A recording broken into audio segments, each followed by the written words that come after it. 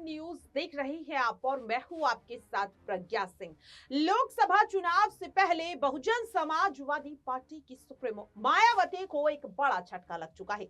जहां एक और मायावती दावा कर रही हैं कि उनकी पार्टी और ज्यादा मजबूत हो चुकी है और मजबूती के साथ चुनाव लड़ती हुई नजर आएगी लोकसभा चुनाव में। लेकिन आखिरकार जमीनी स्तर पर बीएसपी के क्या हाल है वो आपको बताते हैं। तो यहां पर आपको जानकारी दे दें कि राजस्थान में बीएसपी के निराशाजनक परफॉर्मेंस से नाराज कार्यकर्ताओं ने जमकर विरोध प्रदर्शन किया और बीएसपी के यहां पर प्रदेश अध्यक्ष रामजी गौतम के खिलाफ जमकर नारेबाजी की है, प्रदर्शन किया है और अपने गुस्से को जाहिर करते हुए कार्यकर्ताओं ने कहा कि मायावती की कमजोर रणनीतियों के चलते ही विधानसभा चुनाव में बहुजन समाजवादी पार्टी को इतनी ज्यादा करारी हार का सामना करना पड़ा है। अब ऐसे में सवाल ये उठ रहा है कि मायावती तो अकेले चुनाव लड़ने का ऐलान कर चुकी है और दूसरी ओर देखा जा रहा है कि ना तो उनसे कार्यकर्ता खुश हैं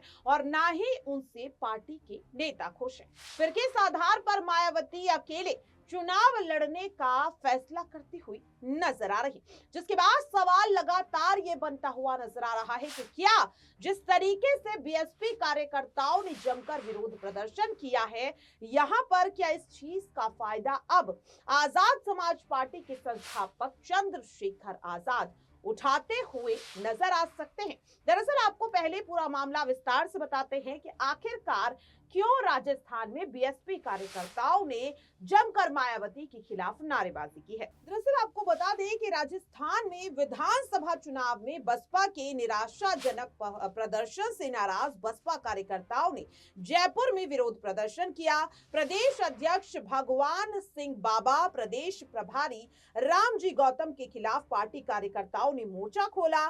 सैकड़ों की संख्या में कार्यकर्ता बसपा कार्यालय पहुंचे और विधानसभा चुनाव में धांधली करने का आरोप भी लगाया और साफ तौर पर मांग की कि लोकसभा चुनाव में अब और ज्यादा मजबूती के साथ काम करने की जरूरत है। तो देखा आपने किस तरह से बीएसपी कार्यकर्ता साफ तौर पर नाराजगी को जाहिर कर रहे हैं। जहां एक और मायावती कह रही हैं कि इंडिया गठबंधन में शामिल नहीं होंगी, एनडीए में नहीं जाएंगी, तो वहीं उनके कार्यकर्ता जमीनी हकीकत को इस विरोध प्रदर्शन के जरिए दिखाते हुए नजर आ रहे हैं। अब सवाल लगातार ये बन रहा है कि इन तमाम चीजों को देखने के बाद भी क्या इंडिया गठबंधन में शामिल नहीं होंगी मायावती, क्या चंद्रशेखर आजाद की पार्टी के साथ भी गठबंधन नहीं करेंगी, और अगर वाकई में मायावती ऐसा करती हैं तो लोकसभा चुनाव में खुद वे अपनी हार को कंफर्म करती हुई नजर आएगी।